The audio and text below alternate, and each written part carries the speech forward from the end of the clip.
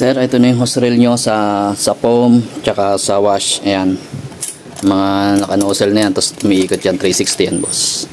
Tsaka ito, ayan. Tapos yung foam natin, quick release na yan, yung nozzle. Ayan, quick release na yan.